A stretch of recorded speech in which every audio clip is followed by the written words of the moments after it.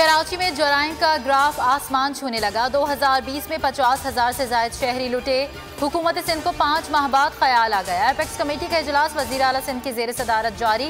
गैर मुल्कियों की सिक्योरिटी के लिए भी हिकमत अमली तैयार की जाएगी। इजलास में chief secretary, IG Sindh, core commanders Karachi और DG रेंजर्स शरीक।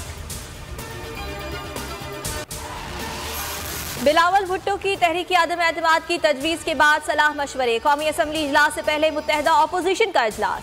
नून लीग की पार्लिमानी पार्टी भी अलग बैठक लगाएगी। इन हाउस तब्दीली और वज़ीर आज़म के खिलाफ तहरीक आदम एतमाद पर बात होगी। मुत्तहदा अपोजिशन के इजलास में पार्लियामेंट में कानून साजी के दौरान हुकूमत से ताउन पर गौर होगा।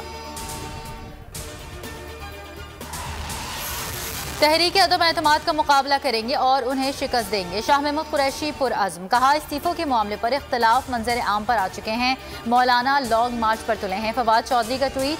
कहा, हर 3 माह बाद जरदारी एंड कंपनी को लगता है अगले 3 माह बहुत अहम है, फिर वक्त गुजर जाता है और नया बयान आ जाता है। कहा, 3 साल बाद भी आपका कोई चांस नहीं। जमाना और वक्त आगे चला गया। आप बहुत।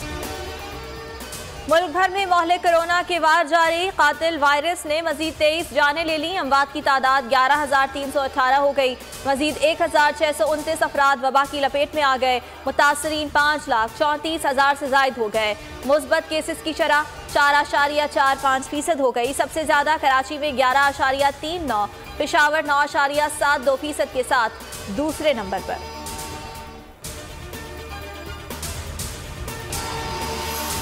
बोल न्यूज़ की लाइसेंस मुअत्तली नाइंसाफी है। राना सनाउल्लाह ने पैमरा के अक़दाम को आज़ादी इज़हार राय पर हमला करार दे दिया। सईद गनी की भी बोल पर आयद जबरी पाबंदी की मजम्मत। रुकन सिंध असम्बली निदा खोड़ो और सादिया जावेद कहती हैं, चेयरमैन पैमरा बोल न्यूज़ के खिलाफ गैर आइनी और गैर कानूनी इक़दाम फौरी वापस लें। बोल के लब आज़ाद हैं तेरे। वकला और सिविल सोसाइटी का चेयरमैन पैमरा को हटाने का मुतालबा। 40 रोज गुजर गए। अवाम को हुकूमती एक्शन का इंतजार। एहतसाब अदालत 15 फरवरी को Benazir income support programme reference में सलीम बेग और दीगर पर फर्द जुर्म आयद करेगी।